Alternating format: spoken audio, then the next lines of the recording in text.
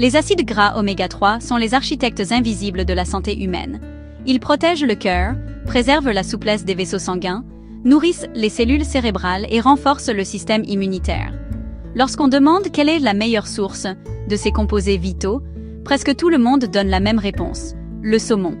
Pourtant, cette réponse ne reflète que la surface polie de la vérité, car le saumon n'est pas le leader incontesté de l'oméga 3, comme on le croit généralement. La force discrète des petits poissons, cachés dans l'ombre, suffit à remettre en question cette perception façonnée par le marketing. La renommée du saumon n'est pas un hasard.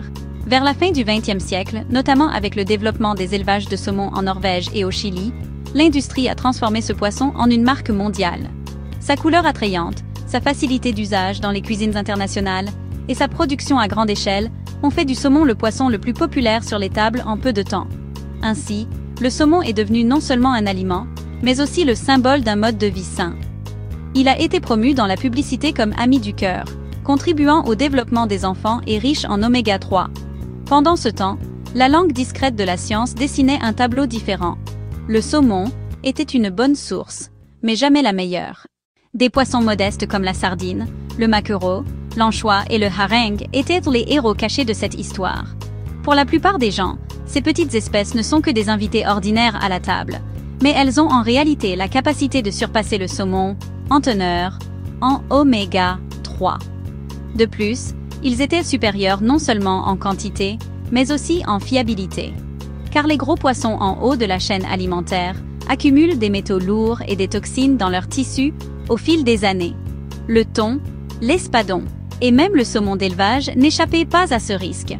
Les petits poissons, grâce à leur courte durée de vie et leur position inférieure dans la chaîne alimentaire, étaient plus propres et plus sûrs. Ainsi, le vrai trésor de l'oméga 3 était caché parmi les membres les plus humbles de la table. La température de l'eau où vivent les poissons est aussi un facteur important. Les espèces qui stockent de la graisse pour survivre dans les mers froides contiennent naturellement plus d'oméga 3. C'est pourquoi le maquereau et le hareng des mers nordiques sont bien plus riches comparés aux espèces tropicales. La prééminence du saumon peut également s'expliquer ainsi, mais d'autres poissons partageant le même environnement géographique ont souvent des niveaux encore plus élevés. Lorsque le marketing s'est concentré uniquement sur le saumon, ce fait a été négligé. Cependant, ce n'est pas seulement le type de poisson, mais aussi la manière dont il arrive à la table qui est déterminante. Les modes de cuisson à haute température comme la friture peuvent dégrader les acides gras oméga 3, perdant ainsi la partie la plus précieuse du poisson. À l'inverse, des méthodes telles que la cuisson à la vapeur, au four ou au grill permettent de préserver ces acides gras. Donc, ce n'est pas seulement le choix du poisson, mais aussi la méthode de cuisson qui joue un rôle critique pour apporter l'oméga 3 au corps. Servir le saumon poêlé en particulier l'éloigne de la position d'option la plus riche en oméga 3, contrairement à ce que prétend le marketing. De nos jours, beaucoup de gens ont commencé à compenser leur consommation de poisson par des capsules d'huile de poisson, en raison d'un mode de vie trépidant. Ces compléments, facilement disponibles en pharmacie, semblent être une solution pratique. Pourtant, les experts affirment que la consommation de poissons naturels reste largement préférable, car le poisson n'apporte pas seulement des oméga 3, mais aussi des protéines de haute qualité, de la vitamine D et du sélénium. De plus, les compléments comportent souvent un risque de métaux lourds, car ils sont normalement fabriqués à partir de gros poissons. L'oméga 3 naturel fourni par les petits poissons est une source fiable, biodisponible et holistique. Alors, quelle quantité d'oméga 3 faut-il consommer? Les publicités suggèrent-elles qu'il faut manger du saumon tous les jours? La science donne une réponse bien plus équilibrée. 2 à 3 portions de poisson gras par semaine suffisent à couvrir les besoins. Plus serait un fardeau inutile pour l'écosystème. La perception d'une consommation continue de saumon est en réalité une stratégie pilotée par l'industrie. Le véritable bénéfice se trouve dans la diversité. Intégrer à la table des espèces comme l'anchois, la sardine, le maquereau et le hareng est le meilleur choix pour la santé et la nature. L'importance de l'oméga 3 ne se limite pas à la santé cardiaque. Il joue également un rôle critique dans le développement et les fonctions cérébrales. Le DHA est un composant fondamental des membranes des cellules nerveuses. Des études montrent que les individus ayant un apport adéquat en oméga 3 ont de meilleures capacités de mémoire, d'apprentissage et de concentration. Par ailleurs, les preuves des effets positifs de ces acides gras sur la dépression et l'anxiété ne cessent d'augmenter.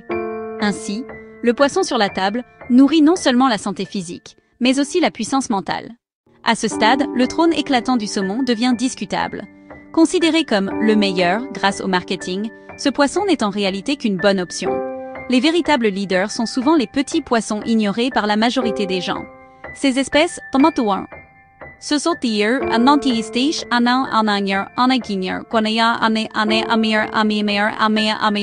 par leur contenu, leur fiabilité et ont également un impact moindre sur l'écosystème.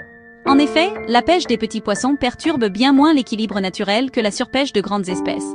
Par conséquent, la vraie richesse de l'oméga 3 est un sujet qui concerne non seulement la santé, mais aussi l'avenir de la nature. La domination du saumon n'est pas un triomphe de la science, mais de la publicité. L'industrie, grâce à d'importants investissements, a transformé ce poisson en une marque mondiale et l'a vendu comme symbole de vie saine. En réalité, les données scientifiques murmurent une vérité puissante. Les sources les plus riches en oméga 3 sont souvent les petits poissons qui occupent une place modeste sur nos tables. Ces poissons, dont la valeur est peu reconnue par le grand public, sont en fait les gardiens les plus fiables de la santé.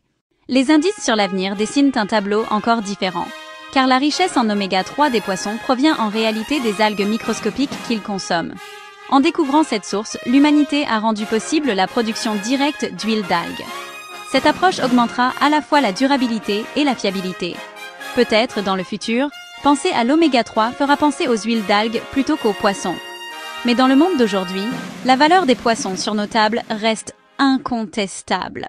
En conclusion, l'histoire de l'oméga 3 ne concerne pas seulement la nutrition, mais aussi le marketing, la science et la nature. Le trône du saumon est éclatant mais ombragé. La véritable richesse est cachée dans les petits poissons qui se retrouvent discrètement sur nos tables. Ils sont la clé de la santé et de l'avenir durable. Et voici l'essence de toute l'histoire, aussi simple que puissante qu'elle tient en une seule phrase. Le véritable oméga 3 est le grand héritage des petits poissons. Si cette histoire marine soit surprenante sur la véritable source d'oméga 3 vous a plu, n'oubliez pas de vous abonner à notre chaîne et de partager vos avis en commentaire.